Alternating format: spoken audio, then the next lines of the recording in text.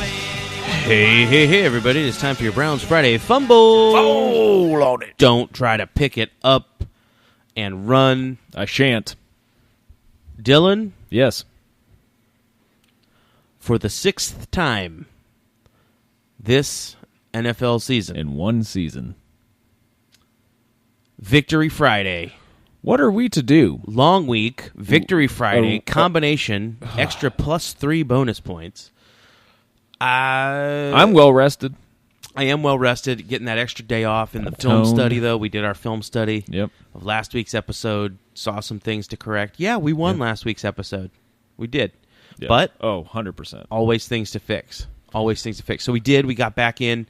Got to break down the film. How about that Saturday night party we had? Like, not literal party. I watched from my chair, but like figurative party on the internet, together on Twitter kind of thing party. Yeah. It was intense, as they're wont to say. Well, I'll tell you one thing that I noticed. Please, is that lay it on me. The Saturday night NFL game takes so goddamn long to arrive. It was on Saturday. Long day. Oh my gosh. And you're like looking at the clock and you're like, oh, still 11 hours left before that game. Can I tell you how many cookies I got baked? Lots. 92. That's a lot of cookies. 92 cookies. How does that work out on racks? Short on that last dozen. Oh, gotcha. Fine. Okay. Because I was like, I'm trying to think of what size cookie sheet you have, and like I was making the balls a little bigger than I probably should have. You know what? But then they end up a little bit gooey. That's a good cookie. Yep. I did sample a couple of them. They are excellent. Here's the other thing. So Saturday, finish up dinner. Yep. We've got a little window with the baby of, okay, dinner's over. Yep. Let's, play a little bit, then it's bedtime, blah, blah, blah.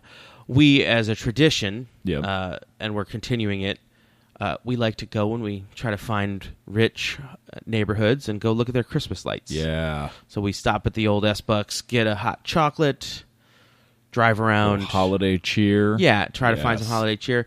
Baby lasted about half of it before she fell asleep. Of course. But before we went, my wife said, well, wait a minute, there's a Browns game tonight, isn't there? I'm like, yeah. She's like, well, I don't want to like try to rush around, or, we'll just do it another time. I'm like, no, the game's not for 3 more hours. We just ate dinner. It is pitch black outside. There are 3 hours of darkness between now and when that game starts. When the game kicks off. And we off. got back a half an hour before the game started. Yeah, plenty of time. Yeah, it was not an issue. Plenty of time. The longest Saturday in the world. I thought it was going to, when we saw it on the schedule initially, back in whatever, August, or I said, man, that's going to be a scheduling nightmare at my household. Right. Turns out, it wasn't. No, not at all. I had no interference. Zero things to rearrange. And you know what? Makes me realize how crappy Sunday NFL games are. Yeah. Like the one day, like all games should be primetime games.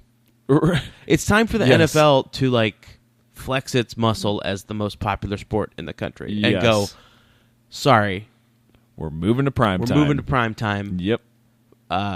The special game of the week will be the 1:00 game. Right. The national broadcast. Yeah. Because Sunday afternoons, just like NBA, during the fall, at least in this part of the country, are the best days where you have the best weather and the best things to do and the things that you have to cancel.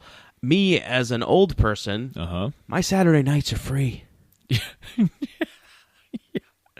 Yes. Me as a young person, and you know what? If I'm a young person, I'm going to even say me as a young person. My Saturday nights are free. They don't start till midnight. They don't start till midnight. Yeah, and that's the key right there. And even if they did, I'd have some friends over, and then we'd go out after the game. It's called pre-gaming with the game. Pre-gaming with the game. Start the damn thing at 7. Yeah. The NBA's got this figured out. Right, they do. And I'm not afraid to do weekday games. I'm not afraid. Just all prime time. No more Sunday afternoons. Yep. These are the days that I want to I got to mow the lawn. I want to go take a walk. I want to take a hike. That's productivity time. Yeah. I'm glad we figured this out. Yeah. Now somebody call up Roger Goodell. Anybody. Well, and that's a good segue for me because I'd like to talk to Roger Goodell as well. because let's get in there. NFL, rest of the NFL that are not Cleveland Browns. Yeah. You had one goddamn job to do. Holy smokes. Maybe 3 jobs. None of your stupid crap got accomplished. The Browns needed a couple of teams to lose. Just a couple. They were all reasonable asks. What we needed. I wasn't asking for the Jags to beat the Chiefs or some shit. Right. You know? We just needed the Cowboys to be the Cowboys. Right. We needed the Patriots to be the goddamn Patriots. To be the goddamn Patriots. Now, the big ask, however, I will say, the big ask was the Giants. Yeah. That was the big ask. Fine. That's fine. One big ask. Yeah. But you couldn't, none. You did nothing for us, NFL. Just nothing at all. Just be yourself. Just be your random ass goddamn self. Yeah. You just complete a goddamn pass over the middle, Tom Brady. What is wrong with you? Bill Belichick owns more of Pittsburgh than the Rooneys at this point. What the hell was that pass? Directly into Joe Hayden's waiting, cradling Joe arms. Hayden is 78 years old. Are you kidding me? How is he getting that interception? Is Tom Brady colorblind now? Is that what happened? Maybe they need to switch to patterns on jerseys instead of colors. It's ridiculous. And you know what, NFL? We're writing your names down. You know who the Browns played like on Saturday? Not the Browns. You know how everybody else played on Sunday? Like the Browns. Well, but the former Browns. I'm going to call them the Hue Jackson Yes. Browns. Yes. Because the past 20 years of Browns. Fine. But I'm flipping the script, changing the narrative, moving forward. Please do. But yeah, thanks for nothing, NFL. We're writing things down in our little notebook for the upcoming seasons, and vengeance will be taken by us. But thanks for nothing, you bastards. All right, let's get a little Browns news in here. Browns news? You know where we get that from, Dave? We get it from www.clevelandbrowns.com. We've punched it up. We've then hit /news. There it is. All right, so first things first here, we got a Pro Bowl announcement to talk about. Pro Bowl announcement. Let's talk about the, let's call them the first ballot Pro Bowlers. Uh-huh. You got the man on the edge, Jurassic Miles Garrett. Thank you. Representing the Browns in the Pro Bowl. Our archaeologist. The game where pass rushers flourish against the fiercest offensive line talent and really hitting those quarterbacks. The Pro Bowl. Yes. You're going to have a good time. He's going to have a great time not tackling anybody. Good time getting to the quarterback and pulling up 4 steps before he gets there. You know who is going to have a blast, though? Denzel Ward. Number 2, Denzel Ward. That fella's going to have some takeaways. Yes. I'm predicting. Let's hope Greg Williams can get down there and coach some Pro Bowl. Get some takeaways. Dial up. You know, Greg Williams would dial up blitzes in the Pro Bowl. Of course. It's his MO. Of course. That's kind of his. He might even, put a little incentive out there. It's in Orlando this year, so there's no, Hawaiian theme. It's maybe a Disney Pro Bowl, but... So I'm going to name a couple players that I just think they biffed on. All right. Well, we got the hits. We have some alternates on the team, but let's see who really got biffed. Yeah. So Joe Schobert, total biff. Couple of missed games, but I'll tell you what, that guy, he's a Pro Bowl. They call him the QB of the defense. Yeah, Joe Probert. Yeah. Pro Bowler. Who else? John Dorsey. Yeah, Pro Bowl. Put some pads on the man. Yeah, he used to play. Put some pads on the man. He used to play. God, he's a brilliant strategist. Right. And I want to see him commanding on the field. You know who I think would put together a better roster than the fans? Yeah. It's John Dorsey. John Dorsey, for sure. I'm going to second that sort of and say also Pro Bowler Sashi Brown. Yeah. Because who gave the ammunition? Look, to Dorsey. We can talk about John Dorsey all day, but without Sashi, We don't have a Dorsey. Britton Colquitt. Sashi died that we may live. Britton Colquitt. Yeah. Biff. They biffed on him because you know what? You want your punt inside the 20? You call Britton. You want your punt inside the 20? You might be at the Pro Bowl. Yeah. Who else? Jabril Peppers. Pep boy. And for what, you might ask? He's a one-size-fits-all. He is. Offense, defense. Jack of all trades. Put him anywhere. Yeah. You got an open slot or not enough depth. Is there a Pro Bowl roster? Is there a Pro Bowl at large category? Yeah, he's front runner. You know, and I know what happened here. Like this one, I know what happened. The other ones, inexplicable, probably Russian meddling. Yeah. Mm-hmm. This one, I hate to say it, and this is on me. This is me too. But my Beach Nut Nation pride does not let me Pro Bowl vote for Jabril Peppers. Can't Pro Bowl vote for the team upstairs. Nope. Yep. So that about does it for Hits and Biffs on the Pro Bowl, Dave. Good segment.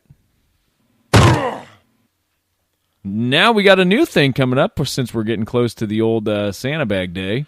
It is Christmas time in Berea again, and we did this a couple years ago. We did. Where we told you what Mike Pettin was getting for everybody. Yep. And this time, you know, I don't want to talk too much out of turn about Dylan and myself and our podcast success of this year. Yeah. Mm-hmm. But we've had a lot of podcast success this year, and that success... well, it's caused a tax problem. Well, it has, but... And we need to make some donations/purchases. Well, let's say we've had some success, pronounced money, otherwise known as money. So we've got it. We're not going to be able to 1099 all that away, I'll tell you that much. We tried to tell Craig that we did not. We told him the number to put down on it. He said... he was not willing to take that risk, that it was too risky of a move, and that he wanted to play it by the book. So now... understandable. You don't want to get audited. You don't want to get audited. On the way up. He's probably right. He's playing it safe.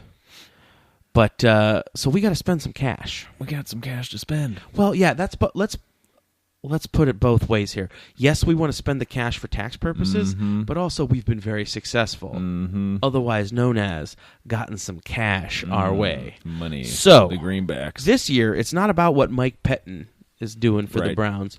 We went on a little shopping spree of our own. You may have seen the shop with the jock with the Browns. This is shop with some podcasters. Yes, and we went down to David Tower Dillon. City Center. We went to Tower City Center. We got a lot of different stuff. A lot of those things, well, some of them aren't available there, but close enough. We just did, fill in the blanks. We made a day of it. Yes. Okay? Yes. So we went all over the place. Now, we do have to say this up front. Please do not tell the Cleveland Browns. Do not tell the Browns. And if you're listening, Browns, turn it off. Yeah. Do your skip ahead button, whatever that is. But don't do it too much. Yeah. Just a couple. Listen. Jamie, I know I know you want to hear. We didn't get you anything, okay? So just you can listen. Just don't tell anybody. Do not spoil this. First We're on not the going to list, do all 52. We did get you something. We're not going to read all 52 or 3 or however many. Yeah. Yeah, we got them for the practice squad too, so just chill out. Demarius Randall. It's got a new Yeti tumbler coming to him. He's going to keep those beverages hot or cold. Straight from the dicks. Depending what he wants. Joel Bitonio. We've been reading between the lines, and we got him a Gilmore Girls Luke's Diner mug. Yeah. Which he's going to love. Yeah. If you're familiar with the show. it all makes Diner. sense. Luke's Diner. Britton Colquitt, we got Britton world peace. We asked him what he wanted. That's what he said. So we got it. Jarvis Landry went over to Little Italy or Little Italy, depending on who you talk to. We got him a Gorino's gift certificate, so he's going to have some pasta coming his way. Yeah. Antonio Callaway, we got him the kayak. We also went to Dick's for that, as well as the As Yeti, mentioned but the kayak. Last week, yep. Joe Schobert, some friggin' Bluetooth headphones, for God's sake. You're going to trip over that cord, man. Seriously, strangle yourself. That's a strangle hazard. Yeah. Christian Kirksey, figured we'd get him that double bass pedal for his drum set. Yeah, he's going to be really into that, too. Yeah. I think that... A lot of things you can do. Opens up a whole new avenue. Oh, yeah. Yeah. A lot of different genres, then. Can finally get that 2112 album down. Oh, yeah. Yeah. Oh, yeah.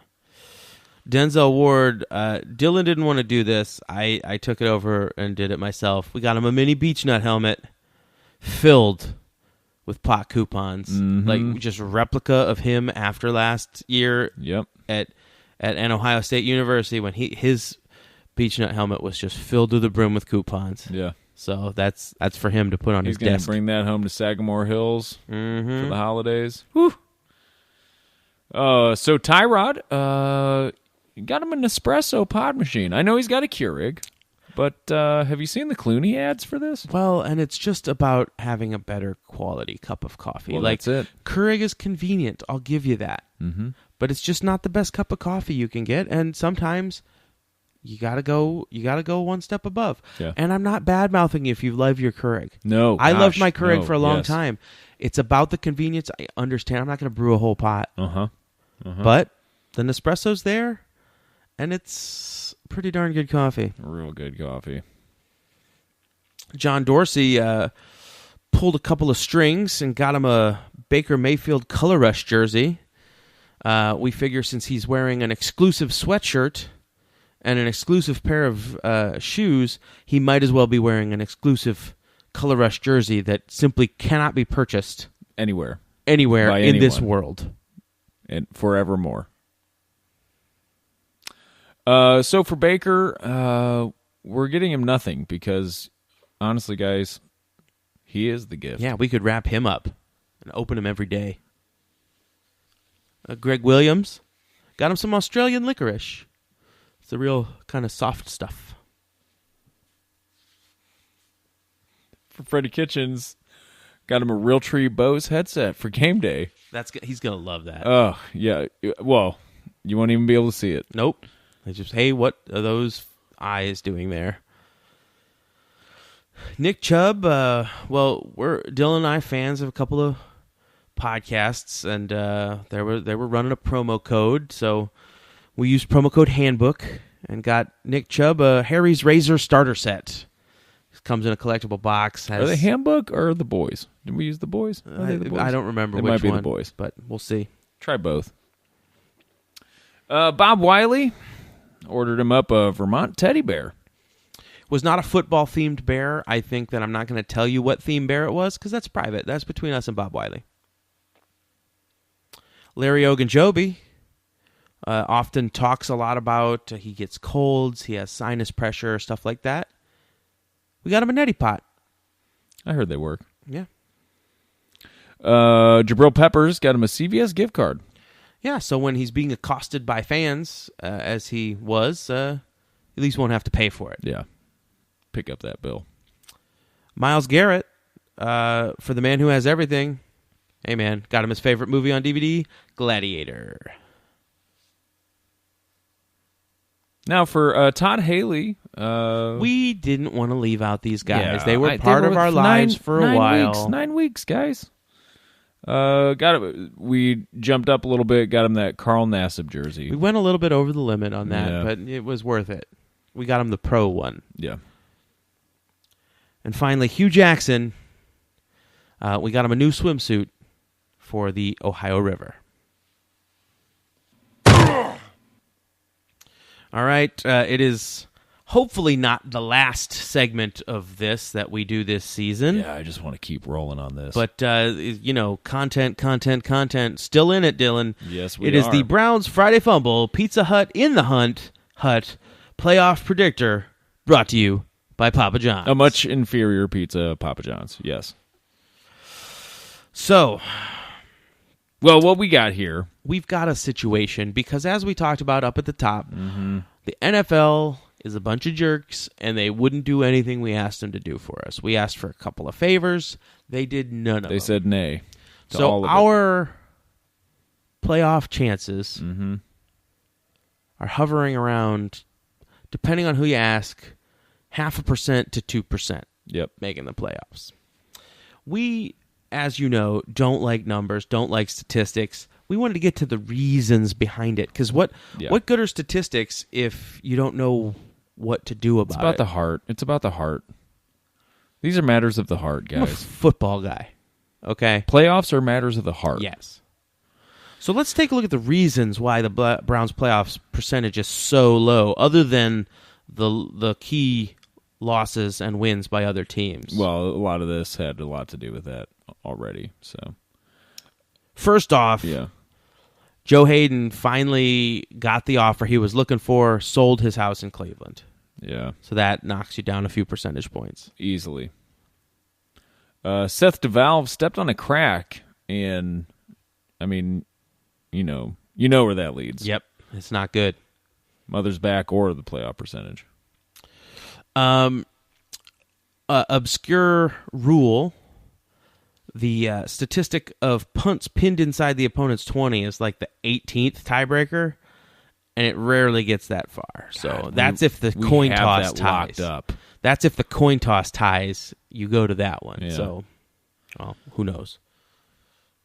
So this week, of all weeks, Kenny Britt finally cashes his 2018 guaranteed salary check. Yeah, you know what? Jesus, Kenny, could you not wait till the offseason? Call? Maybe call? Yeah, call. Alert accounts payable. Yeah. Well, first of all, you sit on it for so long. Jeez Louise, man. Let's talk about unreliable.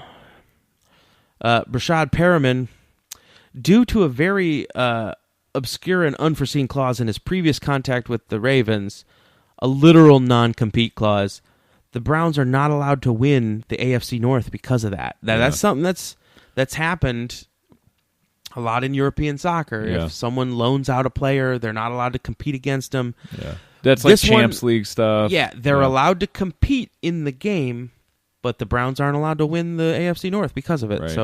So we'll deal with it if we can't win the AFC North. Therefore, we can circle around the back, baby, into that wild card spot. There's nothing in there about a wild card. Also, Browns equipment assistant Jim McLaughlin has a family thing the first weekend in January, and I mean, guys, it would take a lot of shuffling. Oh, yeah, to rearrange that. You do not want to know the logistics of this one. It's not a wedding, but it's close, like in scale and scope. Yeah. You do not want to. So it kind of works out, Lastly, and this is probably the real reason. Like, these were kind of fluffy reasons. Yeah. Here, let's get straight here. Hue Jackson placed a preseason bet worth some major moolah that the Browns were making the playoffs. Yeah. And he is just terrible at everything he competes in. Yeah. Time to get serious, Dylan. Yeah, we need to address a few things. Takes a big man to admit when he's outclassed and outmatched. Yeah. And we're big men. We're not going to sit around and try to fight this anymore. No. Let's just stay up top here. This statement is made of our own free will, and this was not part of a plea deal or surrender terms. This is coming straight from our heart to the listener.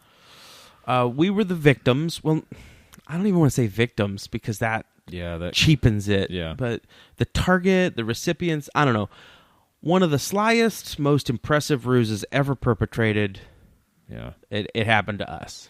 Yeah, Dave, we were much like the Cincinnati Bengals, outplayed. Yep. We started our podcast beef with Mike Polk, as you all know, and he led us down what I can only describe as a primrose path. Yeah. Really right into his waiting hands. He tried to treat us like friends. God, I was convinced. Yeah. He tried to say that the podcast beef wasn't important to him. Again, convinced. Because he complimented our podcast. He complimented our work. He respected us as people. One point, I get an excited text from Dylan saying, hey, Mike Polk wants to hang out and watch the game. He wants to put the beef aside, hang out, watch the game together at a BW3's or a Damon's. Damon's, for Christ's sake. Yeah. You don't throw the Damons out there. I'm not, you know what, I can't. Never mind. If I get into it again, but look, Dave, the name of Damon's aside. He invited us to watch the game, and I got really, really, really excited. I was ready to bury the beef, enjoy the company of another major Browns fan, a major media player in Cleveland. It would be just hobnobbing with our own peers. Ilk. Yeah. And then the trap was sprung. Ouch. Dylan sent a tweet, and I'm not blaming Dylan in this. I was right there. I'm sorry. But Dylan sent a tweet that was an attempt to get together, and that's when the bomb hit. He flipped it on us, Mr. Mike Polk Jr. did. He revealed his true colors as his tweet sprang forth from their Trojan horse and into our eye holes. He called us chumps. Ugh. And said that his non-existent podcast was better than our podcast, which does exist. And I got to be honest, Dave, he's not wrong. All credit to Mike Polk. He has shown that he is a champion. He has won this round of slow-roasted, thin-sliced beef. Brought to you by Arby's. And we declare this beef officially over and won by Mr. Polk. We surrender, Mr. Polk. Junior. And your dad, like if he's involved with any of this, we surrender to him too. But as for the other guy, McNeil, fuck that guy in his fucking parade. Have fun reverse golfing, asshole. Now, it is time to know your foe. All right. Unconventional know your foe this week. Yeah. I sat down to do it, and I started looking through the roster. This roster's a goddamn mess. Like, you ever like look up real estate listings and you see a house and you're like, neighborhood why is that house $42,000, and then you start taking a look at the pictures and you're like, oh my god, that's why. What happened? What in the world happened here? How did they list this? How were they able to list this? I just feel sorry for this team this week, and I know I shouldn't. I know it's the NFL. Hopefully the team has more of a killer instinct than I. This is unfamiliar territory for us, honestly. There is literally a statistic about the last time the Browns were favored in a game by a touchdown. Yeah. It's been a while. But it's been a while. So these guys, most of whom I've never heard of, they're walking into a buzzsaw this week. And I'm just going to sit here and try to make jokes about their names. Yeah. It's too cruel. Yeah, Joe Mixon sounds like Jonathan Moxon. But would be a good one. At this point, the Bengals would be better off with Mox running the offense instead of Jeff Driscoll. Jesus, right? And that brings us back to one man. Well, hold on. First rule of comedy, though, Dave. Never punch down. No, you can't punch down. Go ahead. So that brings us to one man, and a man we're very familiar with in Cleveland. Mm-hmm. Hue Jackson. Now, did we really know him? Or did we know the idea of him, Dave? That, Dylan, is a great question. But even with all the ridicule that has been earned by Hue, like it's earned. Oh, yeah. I can't bring myself to do it. Like we've called him Hue Jackman, and we could call him Huge Assman, anything. But if you think about it, this guy is living in his own version of hell. I don't know if you've watched The Good Place. This is Hue Jackson's personally tailored hell. He just created it. He's in line to become an NFL head coach once again. Mm-hmm. But only after statistically being literally the worst coach ever. So he's overcome tremendous odds to get this coaching position. Yeah. And then he's handed this roster. He's handed a Cincinnati ownership group that is so cheap that they've kept Marvin Lewis as a coach, mostly for financial reasons, for like 25 years now. Yeah. He was out to be leveraged with his terrible record and his terrible history to coach the Bengals on the cheap at a bargain. Mm-hmm. The Browns are going to be paying most of his salary. So Mike Brown, owner of the Bengals, can offer him next to nothing and say, Hugh, I can't pay you much, but I can't ignore your 3-31 record at the Browns. I can ignore your complete mishandling of the best quarterback Cleveland has seen since Bernie Kosar. And I can ignore you pissing game after game down your pants. Because you have history here and will work really fucking cheap.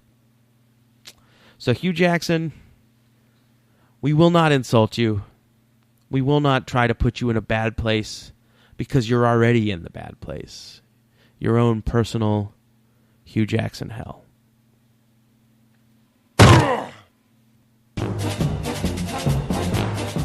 Doth I hear music? Hark! I doth do, I think is how you say it. Hark!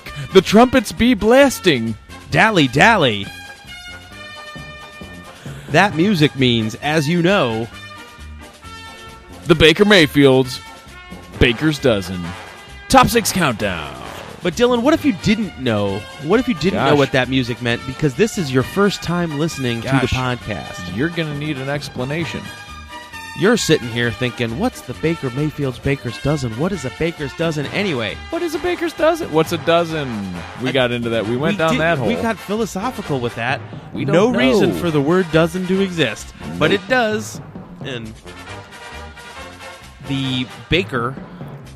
the baker in question is... The baker in question would be the baker of cookies, breads, donuts. Pretzels. Pretzels. I'll take pretzels. I'll take 12 of them. Mm-hmm. And the baker will say, you know what? You're such a good customer. You order 12 pretzels, but you phrase it a certain way by saying the word dozen instead. Mm-hmm. I will give you a 13th pretzel. It's like a secret code. It's like a secret menu. A secret menu. It's like, give me my dozen animal style. So if you're ever at a bakery, you ask for a dozen, you're going to get extra. And that's going to be good for you. You're going to get a bonus donut. So, that being said, you know the concept of a dozen, a baker's dozen. And now we are going to give you a list of the top 6 things because Baker Mayfield's number is 6. So, as the theme all week has been about Cincinnati and the Bengals, we have the top 6 things. Keep in mind, this is written by Baker Mayfield, yes, a guy with the information. Directly from Baker himself. Top 6 things Hugh is going to do when he is back in town. He's, it's like a 4-hour drive from the Natty up to here. You're not coming back. You're not weekending in Cleveland. No. So, but he's got free transportation, either on the team bus or the team plane, depending how they do it. He's got some stuff to do. Yep. So number 6, of course he's going to head out to Middleburg Heights to Rodeo Palojas for the dollar drink specials. Dollar drafts, baby! Dollar drafts, Tuesday, 2 for 1. 2 for 2. 2 for $2. But he's going to get some Tate nights. Skins, Tate Chips. He's going to enjoy it down there. And yeah, man, beer for just $1. Right next to the Abandoned Rallies over in Middleburg Heights. Number 5, he's going to squeeze in a 3-hour meal at the Melting Pot, Legacy Village. Yeah, a lot of courses. Number 4, got to get that Santa visit in at Great Northern. Yeah, he's not just by himself, though. Number 3, he's going to experience Aquaman in IMAX at the Regal Cinema, Crocker Park. Oh, yeah, it's a good one. Starring Vincent Chase. Number 2, he's going to go to the dentist because, I mean, honestly, he doesn't have a new one yet in Cincinnati. It's tough to find. You've been there for a cleaning. He does need a cleaning, so. And the number 1 thing Hue Jackson is going to do while he's back in Cleveland, be part of a coaching staff of an NFL team being fucking destroyed on Sunday at 1 p.m.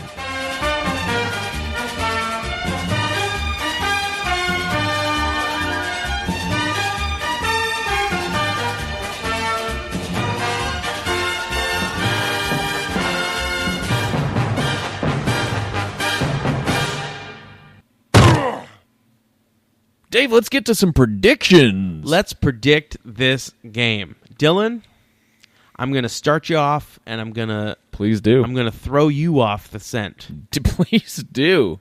I will tell you one thing that this game will not be. Pee in one place, and then jump in a river. Yep. Throw me off the scent. This game will not be too close to call. Yeah. This game you're 100%. Can be called. Let's call it. Let's frickin' call it. I'm ready to flip and call this game. Dave, this one's going to be just a pathetic, whimpering wildebeest getting picked off. Do you see? You ever see? Like someone taking like an overripe banana, yeah, and then throwing it into a threshing machine. I've never seen it, but I'm picturing it right now. And Me the too. sound. And Everybody the sound that it just makes. Stop. Everybody kind of stop and shut your eyes. Not if you're driving. Pull over if you're driving. So I'll be the threshing machine, you be the banana. Okay. Did you hear what the threshing machine didn't do? Bog down at all. Nope. This is going to be a slaughter. We're just picking off the weak in the back of the pack at this point. I almost feel bad until I remember Hue Jackson's over there. Yeah. I almost feel bad. And Marvin Lewis. And player coach Marvin Lewis. Player coach Marvin Lewis. Vontez Burfict, the dirtiest player in the NFL. How can you... Just put him to bed. Just here's an idea. Don't hurt any of our dudes. That's the main goal. Right. Is you don't hurt any of our dudes while you're that's down what's too close 40 to call. 6. Yeah. That's what's too close to call. Yeah. What quarter will he be ejected in?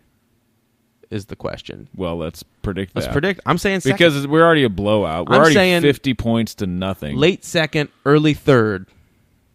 They're going to get Vontez Burfict. They're going to get him a few flags, and then turn it over to him in the second half, and then he's going to get ejected. See, I'm gonna go a little later because I just don't think that it's going to be as hopeless.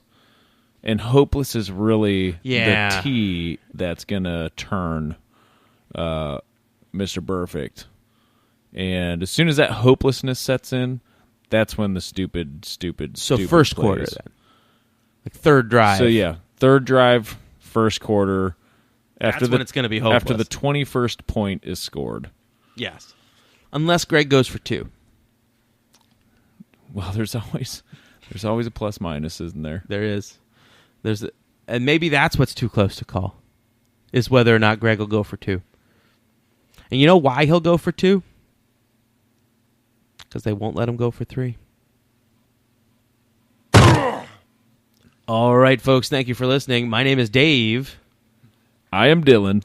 You can follow me on Twitter at Demoko. And follow me at Dylan B. Price. Follow us both, including our beef with the reflog, at Friday Fumble.